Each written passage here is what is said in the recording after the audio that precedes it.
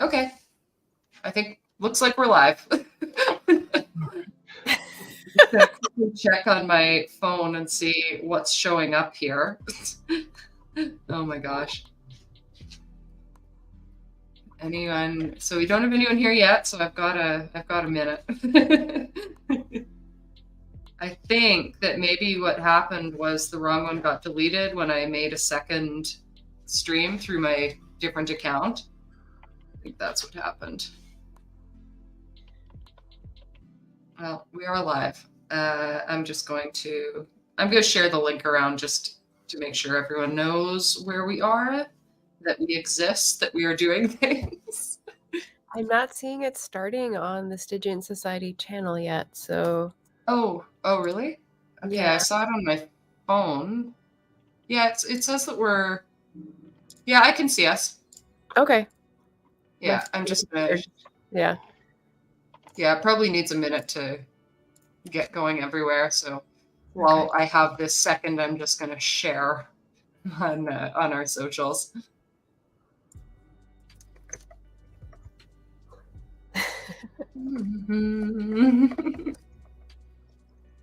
Always something. Next up to we're on X. We are on Facebook. Glad I didn't have to create a whole new stream at least. That would have been annoying. Huh. Oh, okay. Oh, now my internet's being slow. It's a Stygian Saturday. What else would happen? Yeah. We just had the full moon yesterday. Come on. It's actually a gloriously cool, sunny day here in Portland. So I had a lovely morning going down to the farmer's market and loading up. I know you were streaming, but you've had some lovely nature pictures out on Instagram I've been appreciating. Oh yeah, that was my rural Alberta adventure. Yeah. I was meeting the in-laws and staying outside of the city. It was really nice, and that was the last bit of warm weather because we got to Canmore and it got cold, and then the day we were flying from Canmore to Winnipeg, it started snowing.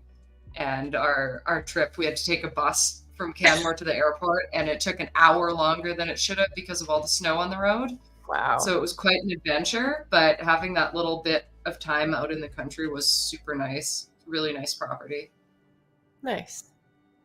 Yeah.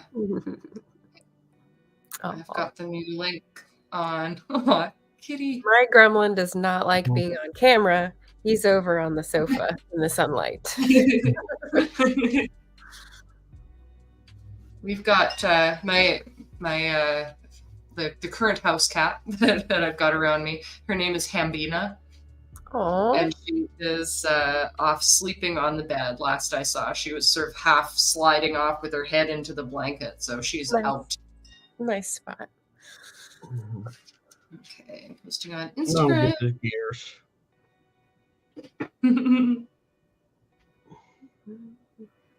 Live. We're just gonna sit down. Oh, here we go. We're just gonna sit there. Okay. Just like your little mascot.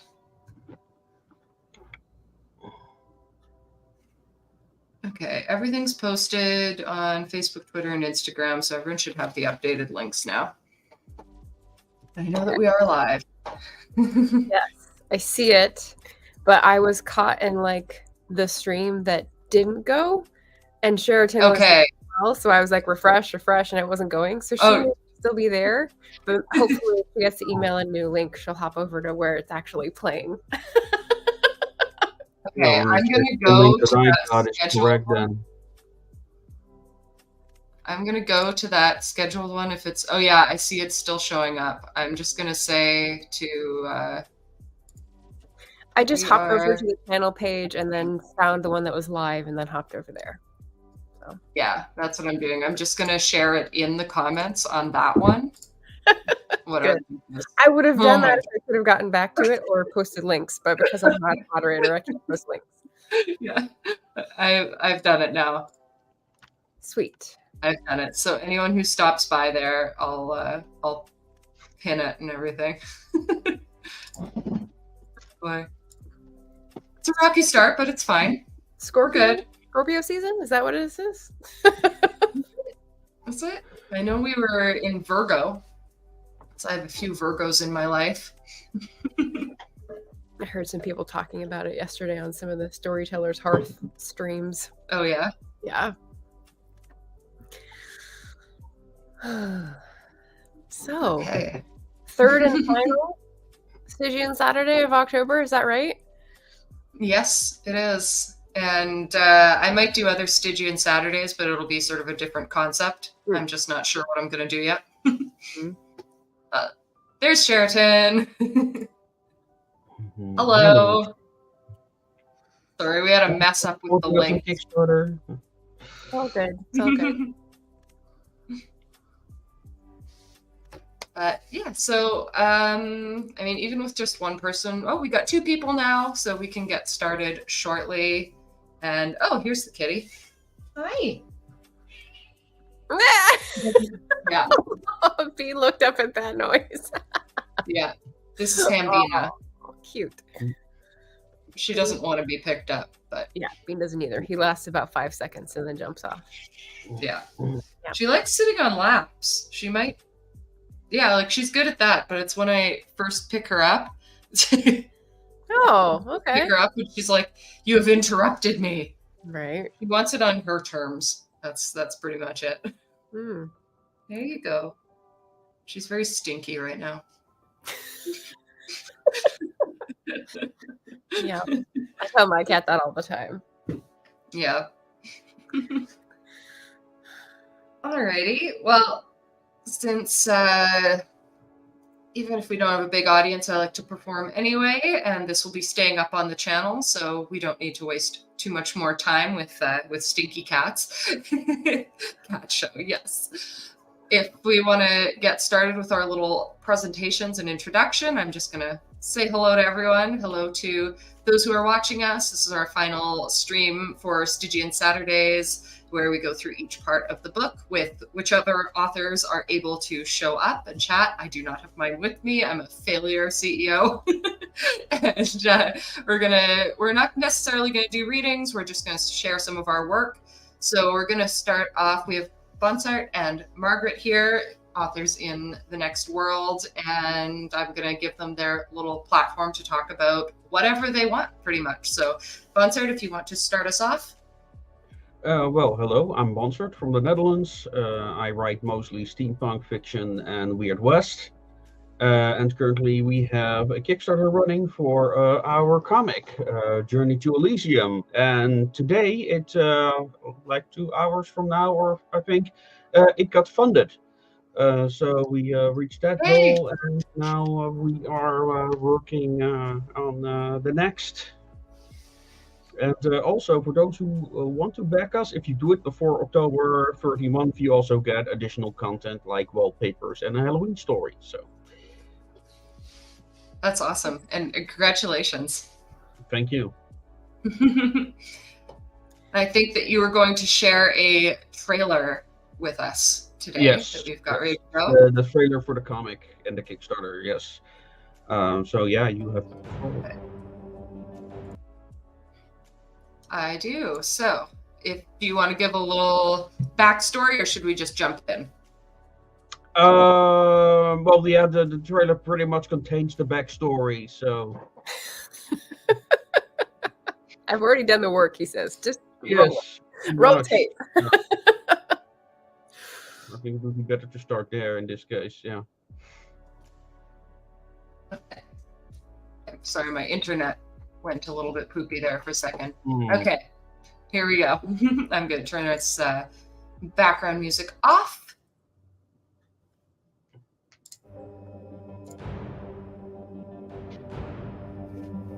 "1791. A celestial anomaly appeared in the heavens above. The Elysium megastructure, vast and enigmatic, loomed in the orbit of the moon, defying explanation. From whence it came, none could say. Some believed it always had been there, hidden among the stars, biding its time to re-emerge. In 1822, a visionary named Ghulam Ali embarked on a daring mission to unlock the secrets of the Elysium object. But his quest ended in tragedy, with rockets lost to the fickle tendrils of fate. Ghulam Ali, once revered, became a reclusive figure on the Babylon Project, his private platform in the middle of the Atlantic, where it lived in solitude for 50 years, until the world had need of him again. Unannounced, a powerful figure of influence knocks on the palace's gates to deliver her demands, whatever those might be. Unravel the mysteries of the Elysium megastructure. Discover the secrets of archaeology, a city like no other, where refugees from lost worlds forge new identities. Join us on a journey to Elysium, where science fiction, steampunk, and fantasy collide in a tale inspired by Jules Verne, Moebius, and Robert E. Howard. Prepare to embark on an epic adventure like no other. Support Journey to Elysium on Kickstarter and become part of the Association of Ishtar Multiverse.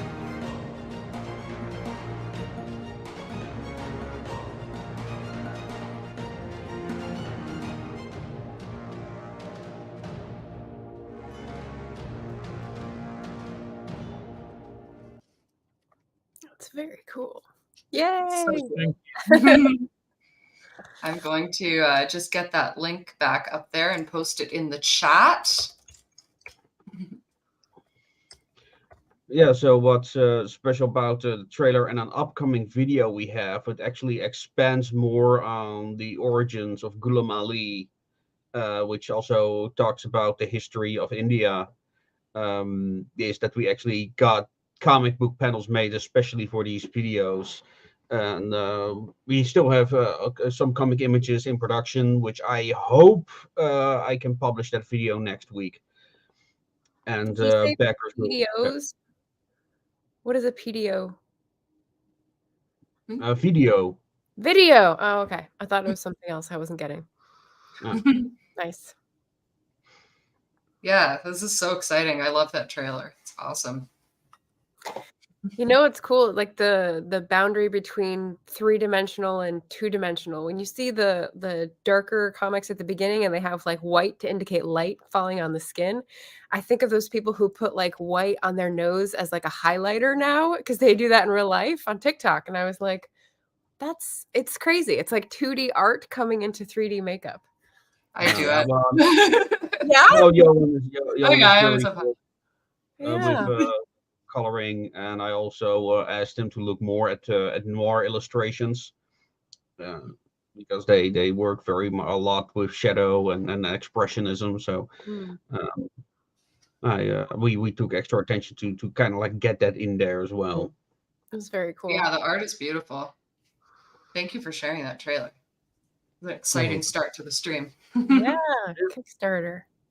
Yeah, well, on the last streaming party, which was last week, I also previewed the upcoming video, except that some of the images weren't done yet, so those were just sketches. But yeah, well, really hyped to get that series started, because I kind of like what I want to do is that I start like with the historical setting and then let that develop into a science fiction world.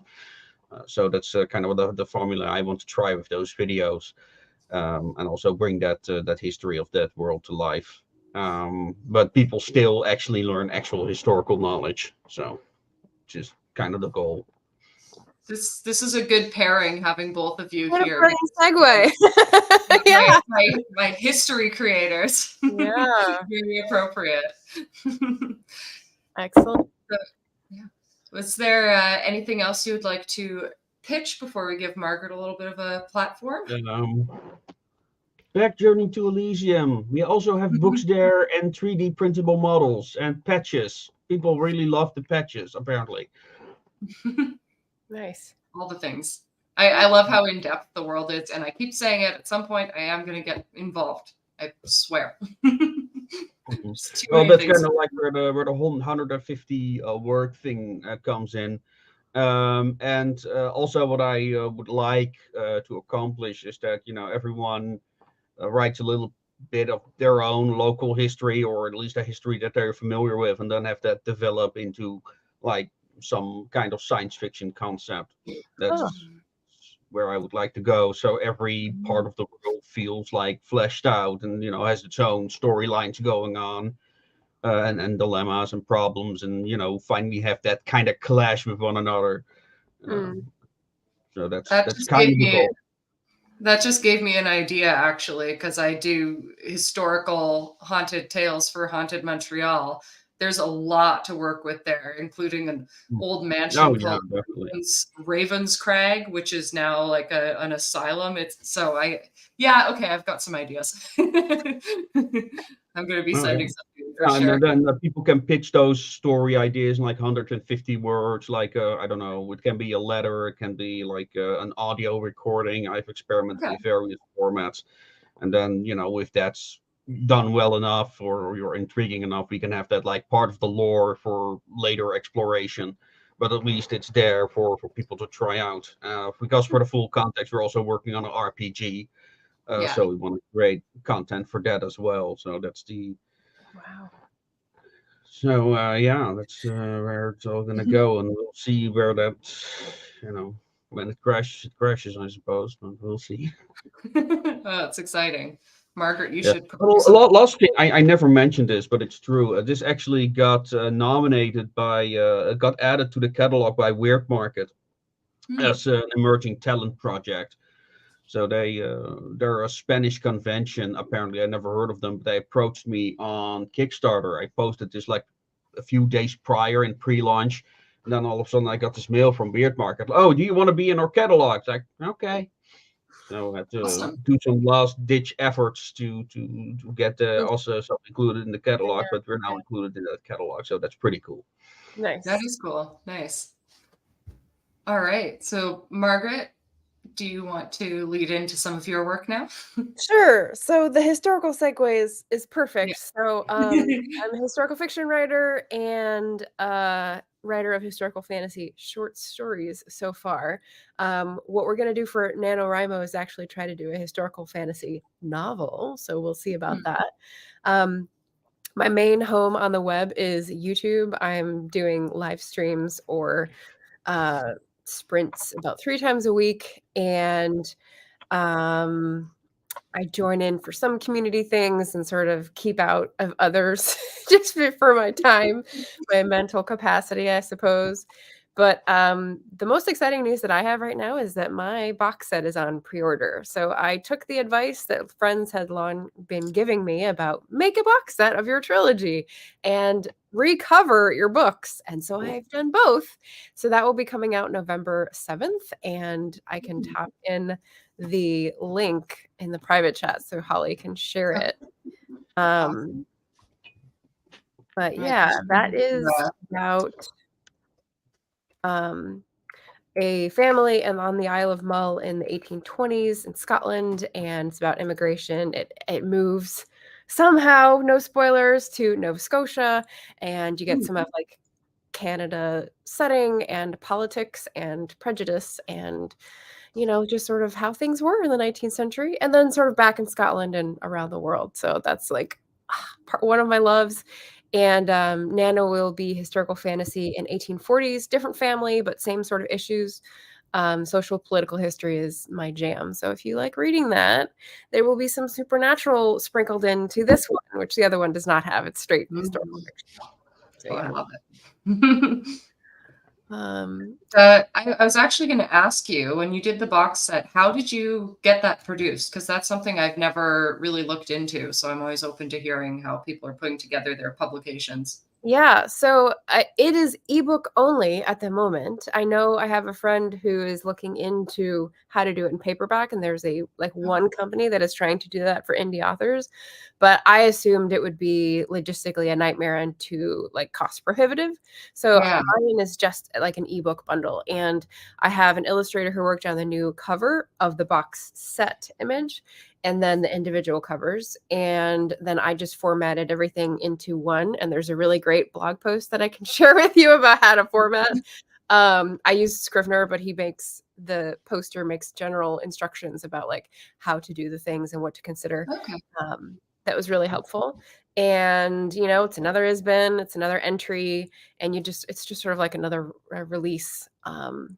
And I did things a little different. I'm going direct to KDP, direct to draft to digital. This time, it's just like making a soup or a stew. Like you do some things a little different, season a little different this time, and hope that it comes out with that factor. Yeah. Okay, cool. So, what did you want to share? Because we're leaving some space for that. What are you going to share with the class today? Yes. So because I didn't prepare to share my story in here, which has like body part words and I don't know, sexual innuendo. That's true. I'm afraid I'm going to get as red as this shirt reading it out loud. So what I prepared. So that story is a very short story. So I was also a little worried that like reading the 2.5 pages or whatever it is would kind of be like, that's the whole story. And that's it. Spoilers and everything. But the same kind of vibe of like vengeance and karma and the supernatural, I put into another short story from my own collection. So I thought I would just read some from that, and I'm going to read the ending so you can get like the satisfaction, but also not be spoiled because it's it's from a different thing completely. So creative license. Holly was totally okay with that because she's amazing. And yeah. So since we're just going with it today. Yeah, it's pretty relaxed. Yes.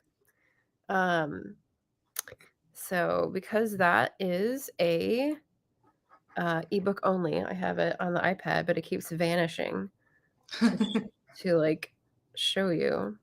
Technology has been fun for us today. It's a good, yeah. This is what I'm getting. I'm getting a blank screen. Come on. Oh, no. There we go. Okay. So it's from Fabled Passages, Speculative Stories. And the one that I'm going to read from is called Signs of Her Trade. And it's like halfway through. So the world is, like I said, there's supernatural. In this world, there's like witches and vampires, and they sort of act as a sort of guild that overlooks society and plays with people, not meanly, not like when not necessary, but keeps tabs on themselves and tries to do what they want with the rest of the people in the world as well. So anyway, beg your pardon, Mrs. Farley. There's a messenger to see you in the hall. Oh, thank you, Mrs. Pease. Tell them I'll come. She set down her cup and plate and stood to shake the crumbs from the folds of her skirts. It was a messenger from Lord Merson with the last installment of her payment to be placed directly into her hands. She thanked the boy, gave him threepence, and sent him on his way. She ascended to her own private rooms, consisting of a large room with a fireplace, table, and chairs, and a smaller one with her bed, chest, and a water closet. Most of the floor was covered by her own rich Turkish carpets.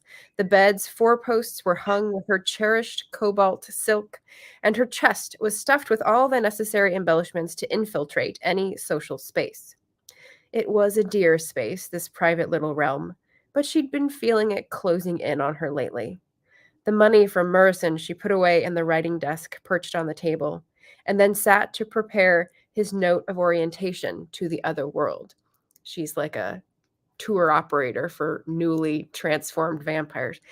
Once that was sealed, she dutifully repeated her nightly spells of enchantment, preservation, and concealment. Feeling a little wrung out, she welcomed the food sent up on a tray prepared by Mrs. Pease's cook. The supper was excellent, but she found herself tired these days. Why did life seem so resistant to her? Or was she growing resistant to life? Don't answer that, she muttered to herself before disrobing and climbing into bed. Even without an Artemisia tonic, her dreams were vivid and bewildering. She shuffled her cards upon waking to interpret. A shorebird, a liar, a knife. It was telling her to go back to Somerset over and over and finish something. She had stayed here in London near the council for almost 8 decades to do her part and to keep an eye on Jacob. She held on to the belief that eventually he would pay for the rules he'd broken. His victim, a witch fatally injured in a botched turning, had told her he would get his comeuppance with her dying words. She had labored for 80 years waiting for the moment. But could this mean she was almost finished? Her feelings of being a pawn in a long game came back in full force, a heaviness settling into her chest like a summer cold.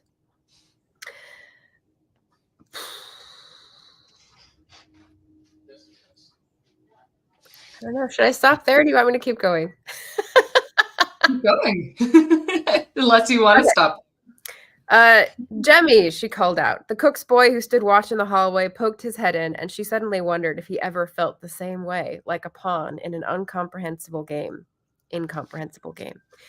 She softened her voice. I need to journey west today, Jemmy. Could you see to securing a stagecoach place after breakfast? I know there's one that leaves Bagshot Row after 2. Surely, madam. I can leave in another 20 minutes, I'll wager. Under an account, or...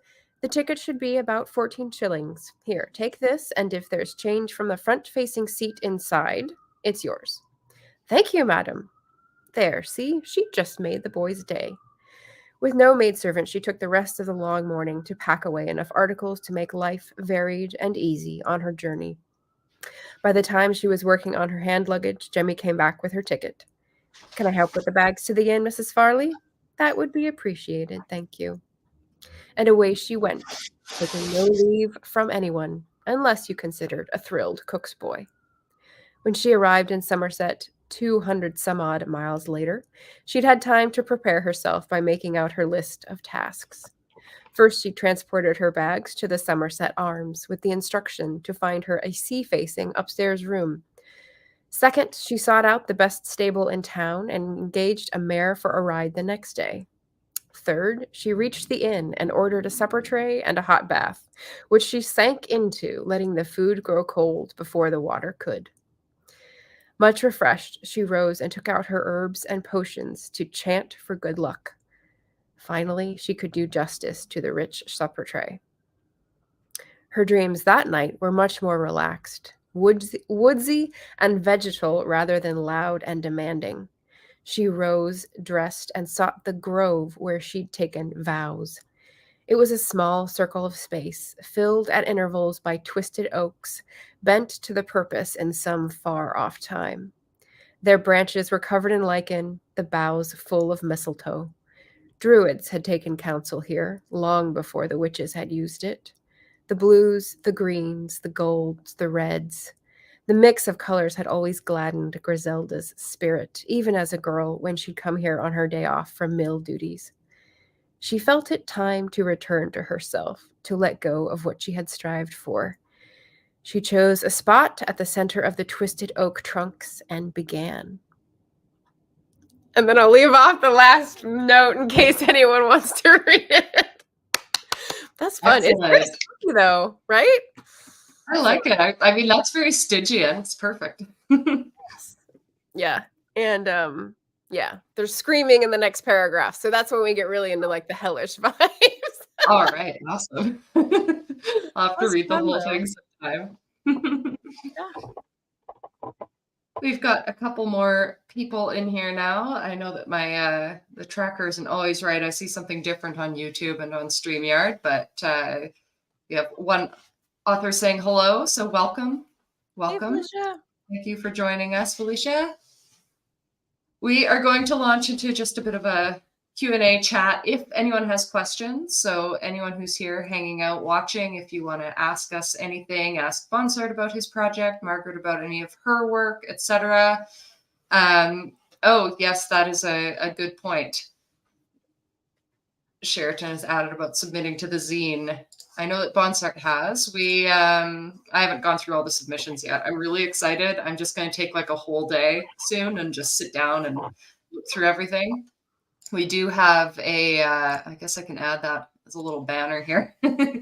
We do have a Stygian zine coming out in January. And while we accept submissions all year round, because there are going to be 2 issues per year, the cutoff for this would be end of November. So anyone who wants to submit a short story can do that. And it's not just stories, it's poems, nonfiction, art, comics, anything like that, as long as it fits our Stygian theme. Nice. Yeah. It's a mood. It's a mood right now. You should take advantage. Jump on it. Yeah, it's the best month for it. All right.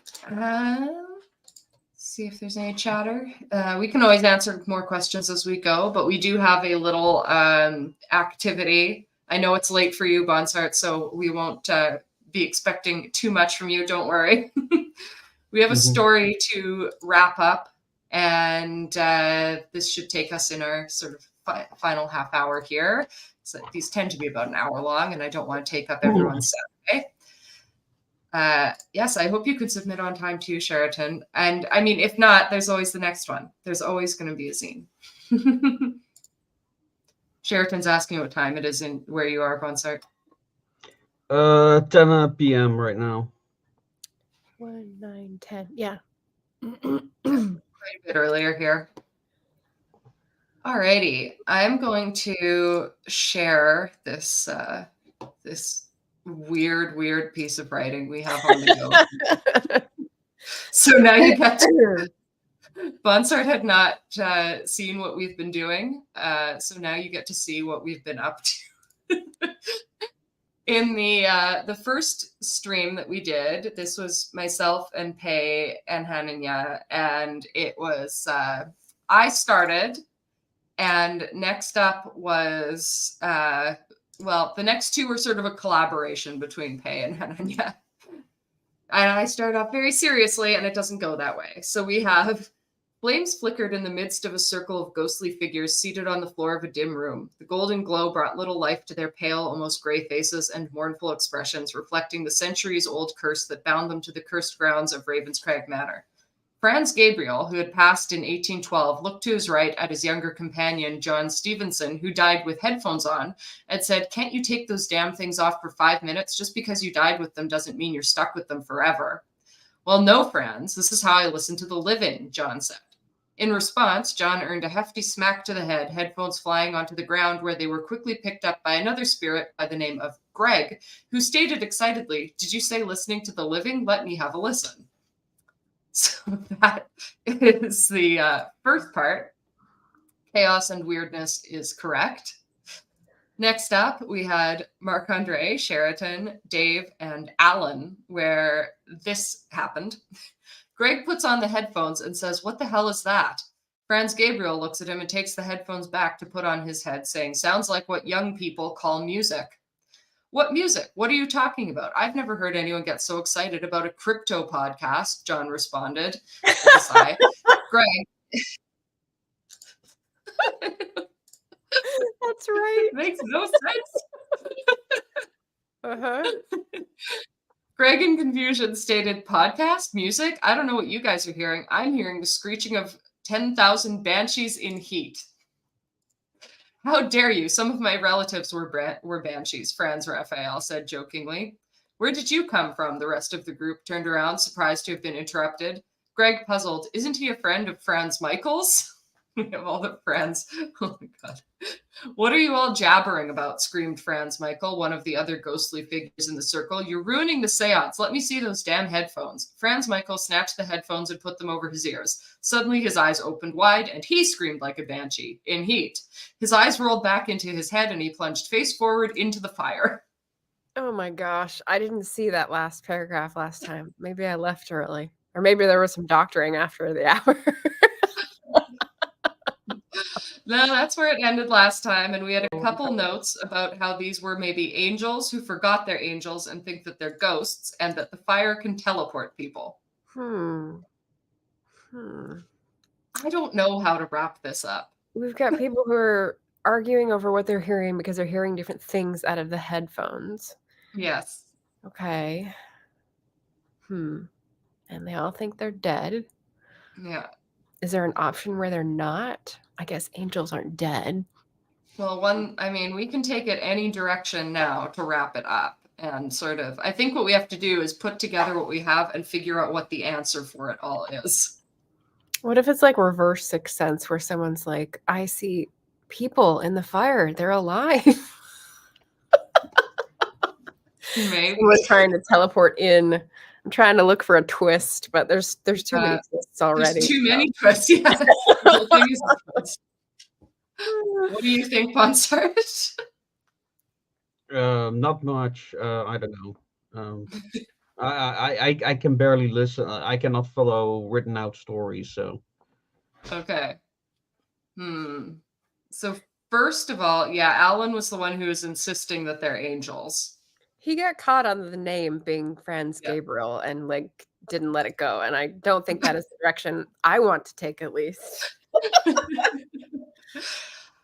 I think we should write down what characters we have to start with. Yeah. Because I have lost track entirely. So we have Franz Gabriel. Oh, it changed into a Franz Michael? John Stevenson. We have John Stevenson. Greg. Well, the thing that we started doing was that Franz was the first name for multiple characters, and they all had different second names. Okay. Yeah, John Stevenson. Third one is Greg. Greg. And then the next one was not named. John. Greg. Here we have Franz Raphael. Yeah. And then we have Franz Michael. And I think that's all that we've listed so far. And they're all dudes. Does that give us a possibility of something?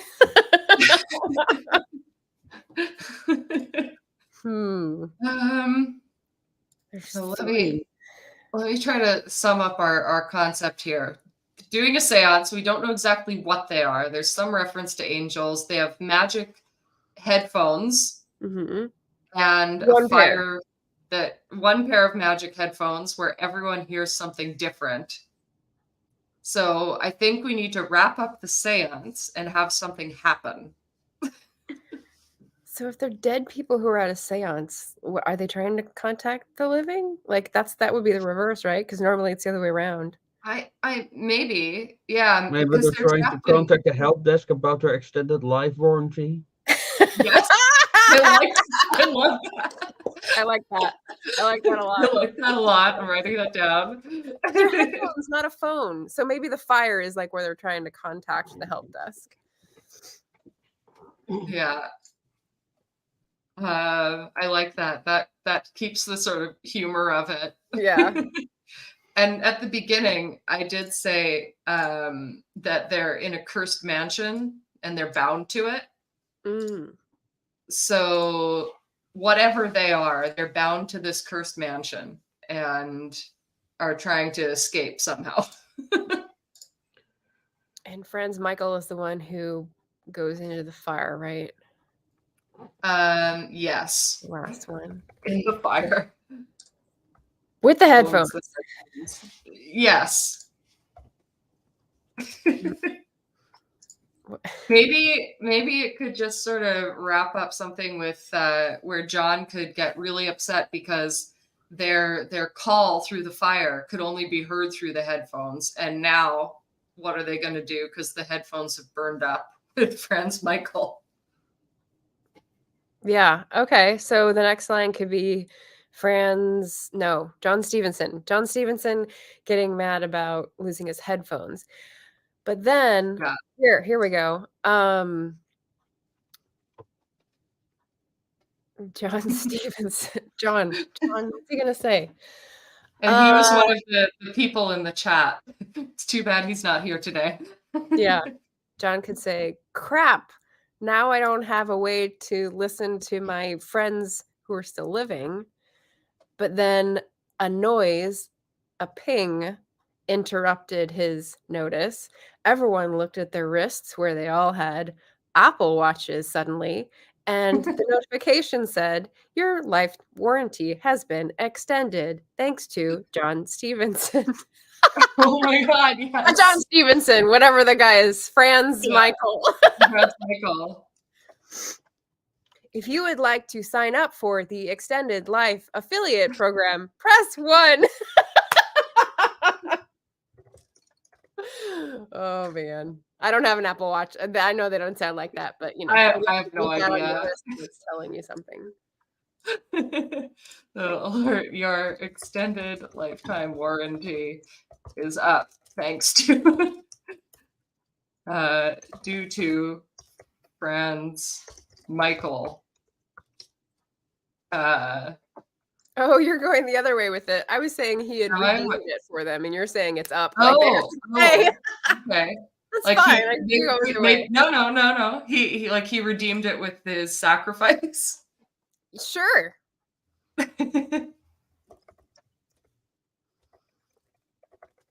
He finally got through to someone by plunging headfirst into a fire. Sometimes that feels like what it takes when you're on one of those long calls. Absolutely. It could be like their afterlife Apple Watch. Thank you for your sacrifice. Thank you for your sacrifice.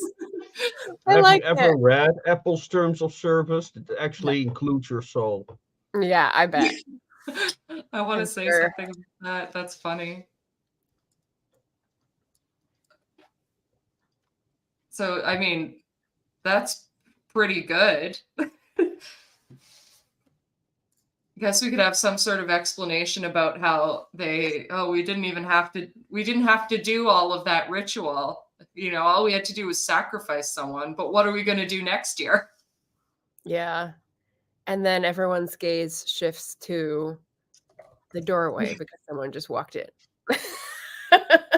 No, it never ends. Well, that's the end, is that it doesn't have to be one of them. You relieve I like that. Just gonna another I'm all for the happy ever afters, even in my cursed seances. I'm sorry, guys. I just can't go against my nature. I like it. We're not going to say who the next sacrifice is, Sheraton. It's going to be to be continued. Or someone they don't know. As long as you don't know the character, you're okay with sacrificing them. That's how humanity works, right? Yeah.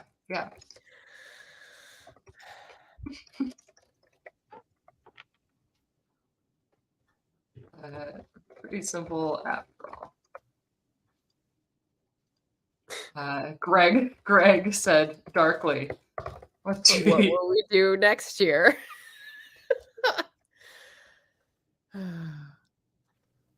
Floorboard creaked and a group turned to see a light filter through the doorway. See light filter through the doorway as a new figure entered. Yep. I mean, are you not entertained? I think that's it. Yep, I think so too. I think that's great. I love it. I love the warranty comment, Bonser. Okay, put us in the right direction. I like it. Yeah. Awesome. I honestly seems to be a dead ringer, but we didn't know where it was going. I'm listening to a book right now where there's a lot going on, but there's so many possibilities. There's so much tension and wounds in different places. I have no idea where he's going to go with it, whether it's going to be a romance for which character, or just character growth. And it's a mystery. I'm 15% in, and it's so good. So that's always the best. You say dead ringer. Yeah, you see where it was going, but could have gone anywhere if it was someone else. So that's what's been interesting about this, to just see how everyone pushes it in different directions. Mm-hmm. I'm gonna have fun going over it and seeing if I can turn it into something that makes a little bit more sense. It's got a lot of good things going on. The names might have to change for just complexity. I think so. I think. I just had. Speaking of dead ringer, Bonser, I just had a guest on who is French Canadian on my fireside chat yesterday, And she had a video on that she was doing a tag where someone called it like what a corker, to talk about a book that was a corker. And I don't know where that expression originated, but she had to like look it up to check what it meant because it wasn't in her general like, you know, idiomatic language. I was like, yeah, dead ringer. That took me a long time when I was a kid to sort of understand what that meant. Like, and I'm not entirely sure I still do, but I get the. Is it like a boxing term? No, well, one of the thing, at least one of the stories I heard about it was because in the Victorian era, because so many women got buried alive by accident, they had this habit to, when they buried in particular women, they would put a ring around one of their fingers and then have a cord to a they bell. Would be very loud, very alive. When they turned out they were alive, they could like ring. A dead ringer. I like that even better now. That's a story that I'm not sure is canonical, so to speak. Yeah, but it's a popular one. I want to see cool, though. A documented happening of that, because that sounds like they're speaking of French Canadian also in Montreal. We had a big cholera epidemic. It was Black 47 when the plague ships, the coffin ships came over to Montreal, the Irish immigrants. And so they were all in a place called Griffintown, and they started, dying. We have this cholera cemetery downtown that most people don't know is a cemetery because a park is paved over it, but there are like little crosses hidden on the sidewalks that are still a little symbol for it. And there were stories from that time where they would bury people that they thought were dead, and they would have to have things in place so that they could get out, because there were a couple of cases of people having to break out of their own coffin and then being found wandering down the lane, and people thought they were a ghost. Zombies. Yeah, that's maybe where zombies started. Well, I think like traditionally that's what the wake was for. Like you would have them lay down on a board, clean, ready for burial, and you'd wait like the 12 hours through the night and celebrate their life kind of thing, while people made sure that they were dead, they weren't coming back to life, before you put them in a box. Yeah. I linked to the Haunted Montreal blog about that, Sheraton, if you want to take a look. It's I think they give the location. It's also where we do our haunted investigations. Nice. Yeah. A lot of weird stuff happened when you got too many people dying at once, when like traditional things couldn't be adhered to, and you just started like sweeping changes. But I would love to see a documented case of like an actual bell ringing above ground thing, because it sounds it sounds suspect to me. It's a very interesting story, but I want to see it. Like I've heard a few things like that. I feel like it must have occurred. Yeah. Well, we are almost at the hour mark, and I don't want to take up everyone's Saturday too much. These tend to be about an hour. It's good. We've got a couple more people, though, in the chat, I think. So I think it would be cool to wrap this up by just doing a little bit of a, last plug, so you can both talk about your projects a bit. And Bonsert, if you like, I can also show the trailer again. Just let me know what you would both like to do. Just for those who have arrived, because I'm seeing a higher number now. Okay, so I'm going to show your trailer, and then you can plug your stuff one last time, and then Margaret, you can do the same. Sure. Are you going to play? Oh, here we go. 1791. A celestial anomaly appeared in the heavens above. The Elysium megastructure, vast and enigmatic, loomed in the orbit of the moon, defying explanation. From whence it came, none could say. Some believed it always had been there, hidden among the stars, biding its time to re-emerge. In 1822, a visionary named Ghulam Ali embarked on a daring mission to unlock the secrets of the Elysium object. But his quest ended in tragedy, with rockets lost to the fickle tendrils of fate. Ghulam Ali, once revered, became a reclusive figure on the Babylon Project, his private platform in the middle of the Atlantic, where it lived in solitude for 50 years, until the world had need of him again. Unannounced, a powerful figure of influence knocks on the palace's gates to deliver her demands. Oh, oh. What happened? Whatever Hang those on. might be. I don't know. There we go. Unravel Pause, the there we go. mysteries of the Elysium megastructure. Discover the secrets of arcology, a city like no other, where refugees from lost worlds forge new identities. Join us on a journey to Elysium, where science fiction, steampunk, and fantasy collide in a tale inspired by Jules Verne, Mobius, and Robert E. Howard. Prepare to embark on an epic adventure like no other. Support Journey to Elysium on Kickstarter and become part of the Association of Ishtar Multiverse.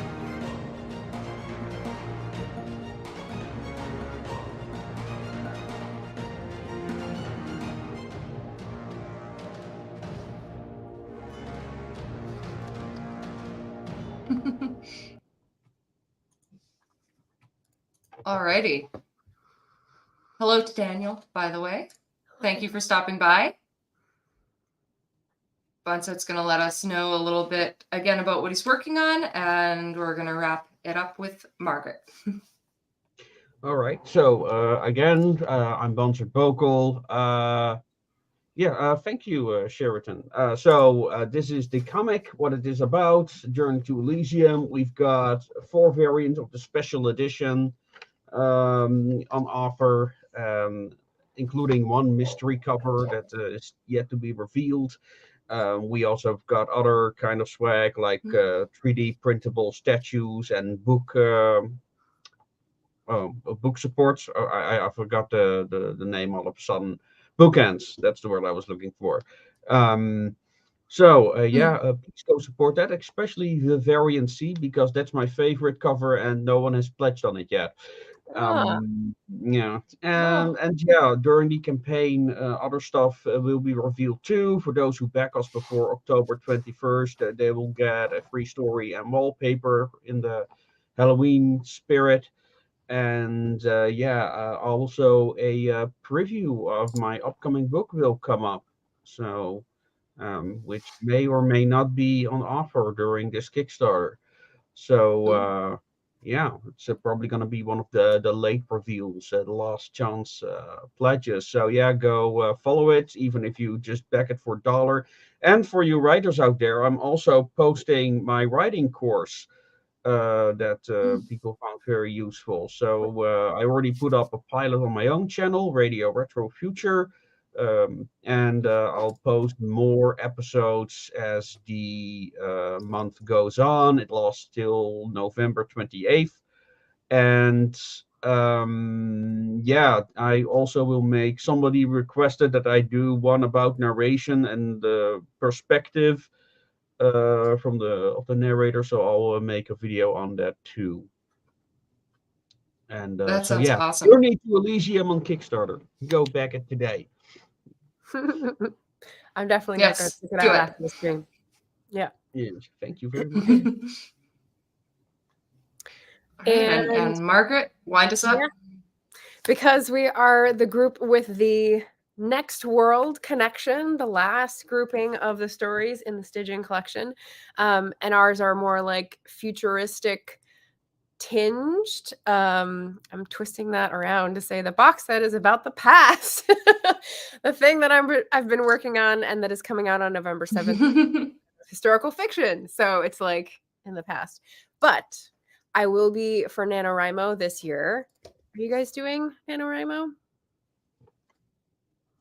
Well, I'm working on so many. I'm doing Rebel Rimo this time. I'm editing. Okay, so Nano, Rebel, and No. I'm gonna try to do a draft because I find that that's the best choice. When I've tried editing or short stories in the past for Nano, it does not work for me. So I'm going to be doing a new 1840s historical fantasy, and I'm very excited about my outline. So I'll be doing vlogs for that on Wednesdays. And yeah, Fridays I'll be doing sprints in the morning and love to connect with people. Again, my home on the web is YouTube for the most part. So leave a comment, follow my channel, and I love to hear from new writers and readers.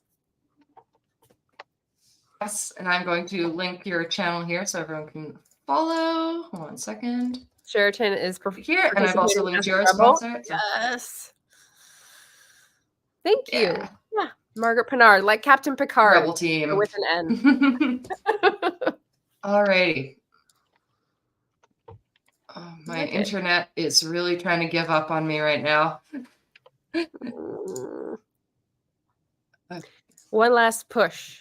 All right. Well, thank you. Sorry, my oh my gosh. Thank you, Holly. You're amazing. You're doing all the stuff. We really appreciate it. Okay. Thank you, everybody. Thank you.